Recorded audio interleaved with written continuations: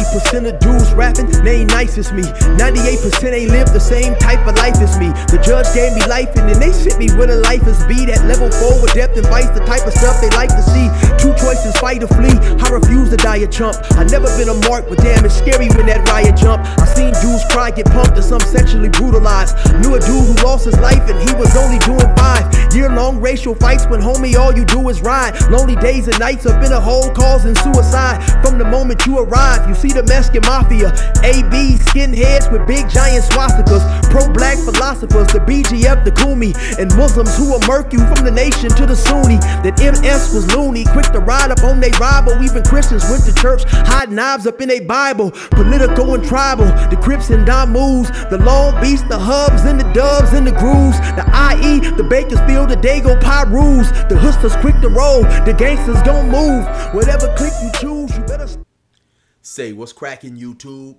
It's your boy 16 to life, and I'm back like I'm on a parole violation. Yard down. Now, for those of y'all that's new to my page, in 1994, I got arrested. I was eventually sentenced to 16 years plus life, and I served 24 years straight in the California prison system. During those times, I accumulated some good stories and some good insight on prison, so let's hop right up into this video. So by now, I think most of us know that there was an incident in a prison known as Ironwood, which is located in the city of Blythe. So if you haven't heard about it, let me show you this small news clip. 8 staff members and 1 prisoner were hospitalized after a 200-person inmate riot at a Riverside County facility. It started at Ironwood State Prison, which is about 22 miles away from the Arizona border, as guards escorted an inmate across the yard during a contraband investigation. Officials said it escalated into a riot when the prisoner headbutted one of the staff members as an estimated 200 other prisoners rushed the guards, sticking them with fists and rocks.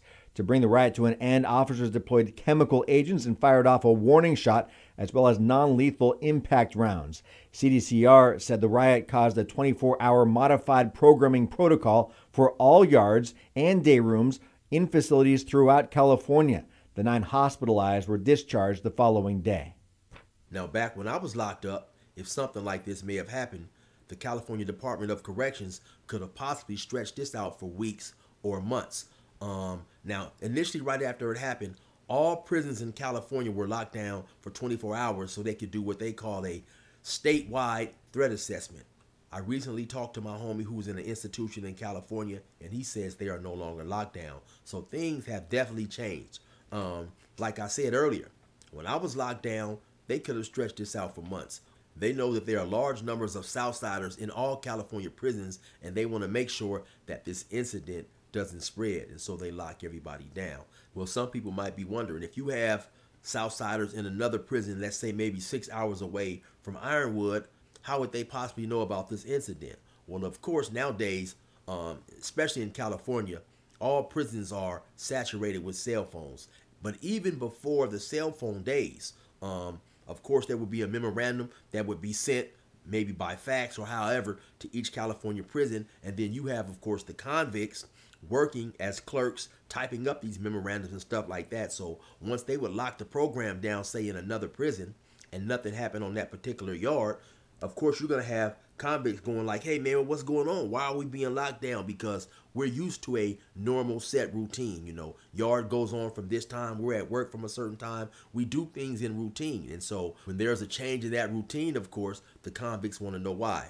So like I said, even before the cell phones, once the clerks had got off work, word would have definitely been filtered back to the convicts about what was going on. And so normally how things like this would work, right? And you definitely can believe that Ironwood is definitely still locked down. And of course, I wasn't there, but there's a good chance that all races are locked down in Ironwood. A lot of people may not know that sometimes in the California prisons, they will do lockdowns depending on the incident by whatever group or race was involved in that particular incident. Now, let's say, for an example, at one particular prison, you happen to have a riot between the Bloods and the Crips. Well, initially, they're going to lock everybody down, have everybody return to their cells, but probably within a day or two, all the other races would come back out and be able to have normal program, and then the Bloods and Crips may be locked down for another month or something like that. I'm just assuming here that the administration in Ironwood is going to categorize this as a extremely serious incident, and so for right now, you're still going to have the entire prison locked down. Eventually, though, the other races will be allowed to program. They call that modified program. So, like I said, I wasn't there, but due to my experience in prison, what I'm assuming is going to happen is this. The institution is definitely going to milk this situation to keep the Southsiders locked down and confined to their cells for quite some time. And even though this incident happened on D Yard in Ironwood, because you have 4 yards down there, A Yard, B Yard, C Yard, and D Yard, they're definitely going to lock all the Southsiders down because they want to make sure that this incident stays strictly on D Yard. And so, like I say, I wasn't there, but I'm assuming what's going to happen in a couple of days is they're going to go around and they're going to do interviews. And the purpose of the interview is to try to make sure they're going to be asking, do you feel there's going to be a retaliation? Is this situation over? So on and so forth. Now, for this incident here, they may only just want to interview the Southsiders, but they already know trying to interview the Southsiders is a waste of time because the Southsiders are not going to participate in the interviews. So the way the process would work is they'll come to the cell, tell you, you and your cellie to step out to come to the program office or they have a little office inside the building to come in there for an interview. Now, of course, by policy, your Southsiders are going to refuse to go to that interview. And so regardless of whoever you run with in prison, you definitely do not want to be viewed as a snitch or a person who's voluntarily giving up information to the administration. And after that process is complete in a couple of days, then they'll start doing cell searches. And once again, even though this incident took place on D Yard, it's extremely likely that they're going to search all buildings on all yards. Once again, they may or they may not just search everyone, or they may just search the Southsider cells. Who knows?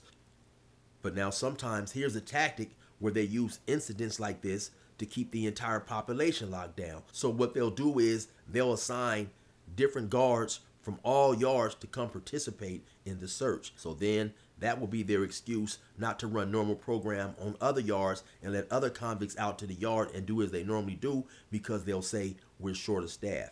Anytime they want to lock the yard down, a tactic that they use is safety and security of the institution. And so they'll bring other guards from other yards to have them come participate in a large scale search on D Yard. Now, if they wanted to, they probably could get that done in a day. But of course, they drag it out. They take their time. They go through your cell, meticulously searching your property, destroying stuff sometimes, pulling things down. You can definitely believe that the guards are extremely angry. They are upset. They are mad.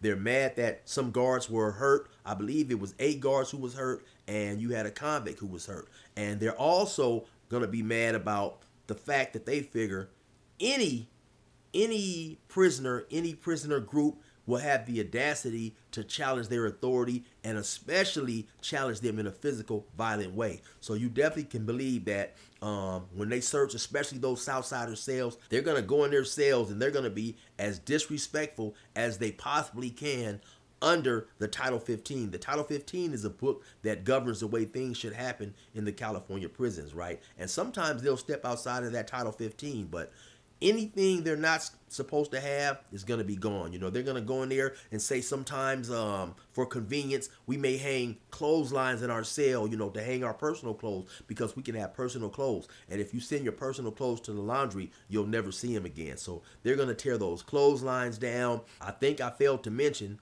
that each yard has 5 buildings per yard. So they're going to search these cells. They're going to be slow. They're going to drag this out. They're going to take a lunch break, of course, when lunchtime comes. They're going to, kick it around, talk. Then they're going to come back, search cells. So this may go on for a long time. And as I mentioned earlier, there are 4 yards in Ironwood. And so, of course, if they decide to search everyone's cells and not just the Southsider cells, then, of course, this is going to be longer, which means that the convicts, of course, are going to be locked down and confined to their cells longer.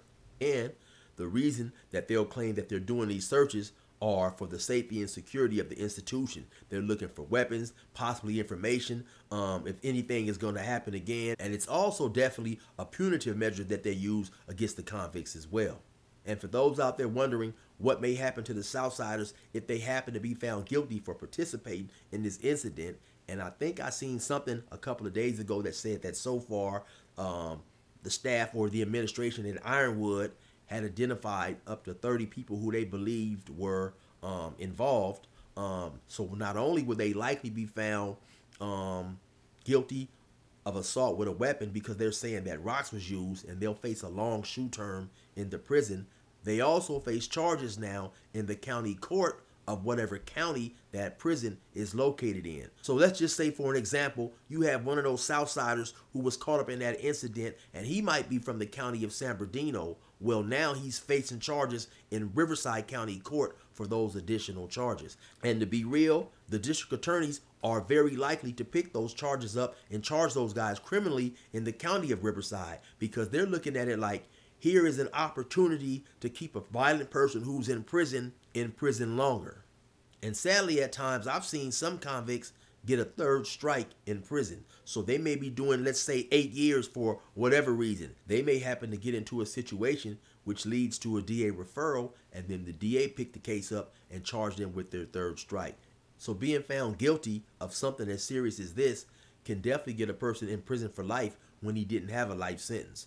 And so that's the unfortunate part about going to prison. You never know what's going to happen. But anyway, you already know what it is. It's your boy 16 to life. Resume normal program.